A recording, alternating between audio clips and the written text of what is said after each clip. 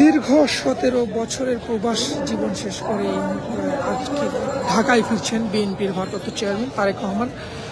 তারেক রহমানের ফেরাকে কেন্দ্র করে বিএনপির পক্ষ থেকে একটি সংবর্ধনা অনুষ্ঠানের আয়োজন করা হয়েছে। আমরা দেখতে পাচ্ছি যে বিএনপির ভারপ্রাপ্ত চেয়ারম্যান জনাব তারেক রহমান যে রাস্তা দিয়ে আসবেন এবং যে সমাবেশস্থলে আসবেন, পুরো এলাকাটি কিন্তু আইন শৃঙ্খলা রক্ষাকারী বাহিনীর বিপুল সংখ্যক সদস্য আসলে নিরাপত্তা জোরদারের কাজটি করছেন। এই মুহূর্তে আমরা রাজধানীর কুড়িল এলাকা থেকে আসলে আপনাদেরকে সরাসরি দেখানোর চেষ্টা করছি। সেনা সদস্যরা এখানে রয়েছেন, সেনা সদস্যদের পাশাপাশি গোয়েন্দা সদস্য, পুলিশ এবং বিভিন্ন বাহিনীর একাধিক সদস্য কিন্তু আসলে এই নিরাপত্তা কাজটি পর্যবেক্ষণ করছেন। বেলা 11:55 তারেক রহমানকে বহনকারী যে বিমানটি রয়েছে সেটি হযরত শাহজালাল আন্তর্জাতিক বিমানবন্দরে অবতরণের কথা রয়েছে। এরপর তিনি সেই বিমানবন্দর থেকে কিন্তু এই কুড়িল এলাকা হয়ে 300 ফিটের যে সমাবেশ স্থল, সেই সমাবেশ স্থলে তিনি আসবেন এবং সেখানে সংক্ষিপ্ত একটি সংবর্ধনা অনুষ্ঠানের আয়োজন করা হয়েছে। এরপর সেখান থেকে তারেক রহমান রাজধানীর এভারকেয়ার হাসপাতালে যাবেন, যেখানে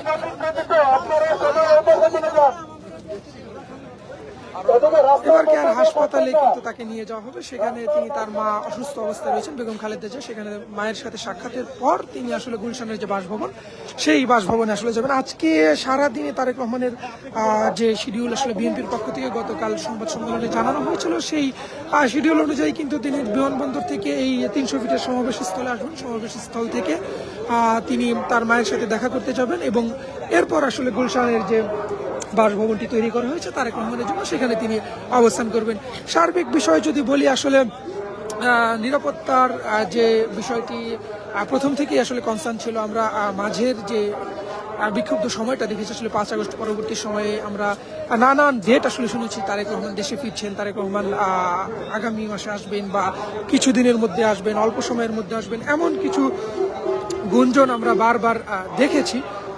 তবে সেই সকল গুঞ্জন শেষ করে তফসিল ঘোষণার পরই কিন্তু বিএনপির পক্ষ থেকে আসলে জানানো হয় যে তারেক রহমান দেশে ফিরছেন।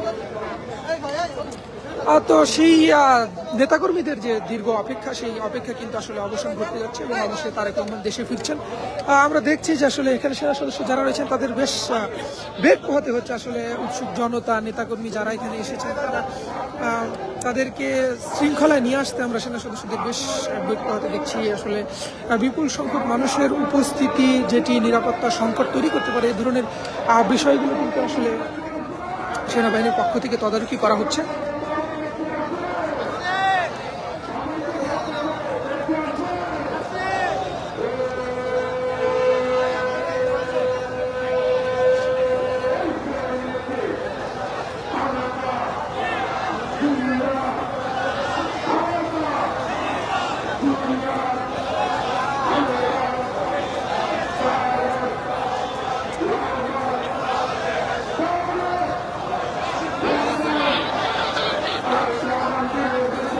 আমরা কিন্তু আসলে লক্ষ্য করছি যে এই মুহূর্তে সেনা সদস্য যারা এখানে রয়েছেন তারা নিরাপত্তা ব্যবস্থাটি তদারকি করছেন।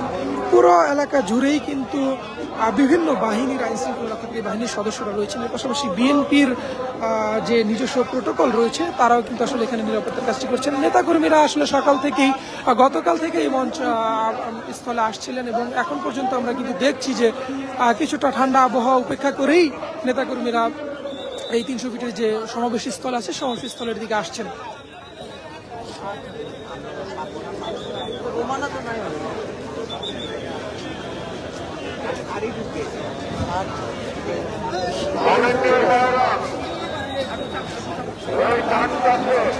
আমার জানতে একটি ট্রাক আছে, ওইখানে যারা আসেন নিয়মিত হবে।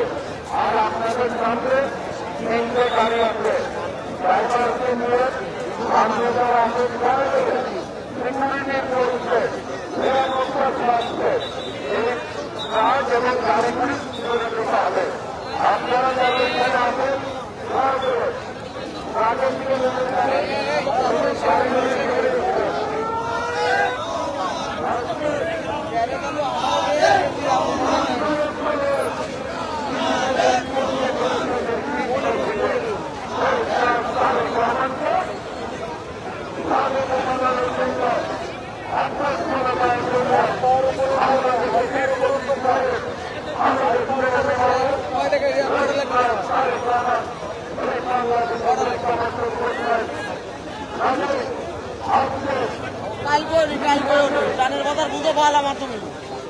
তিনি বাংলাদেশের সীমানায় প্রবেশ করেছেন। সিলেট এয়ারপোর্ট থেকে ঢাকা এয়ারপোর্টের দিকে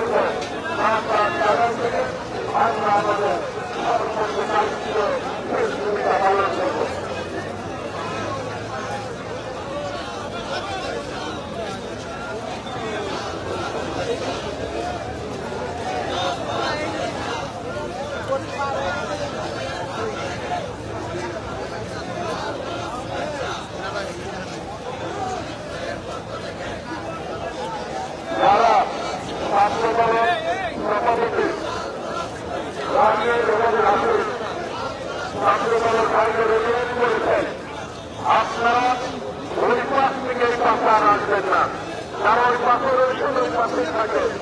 এইখানে কিন্তু জায়গা নেই, তাহলে আপনার যে ভাইটা আগে আসবে তারা আগেই বসে থাকবে। দয়া করে কেউ আর ওই শরীরকে প্রকাশ করার চেষ্টা করবেন না, আপনার জায়গায় বসে থাকবেন। আমি সবাইকে অনুরোধ করছি, আপনারা আসবেন, সর্বোচ্চ সহযোগিতা কামনা করছি। ওইখানে যারা উপস্থিত হয়েছেন তারা কিন্তু সকলে আমরা রাষ্ট্রীয় কমিটি ভ্রমণে আবশ্যক শ্রমিক আমরা সাথে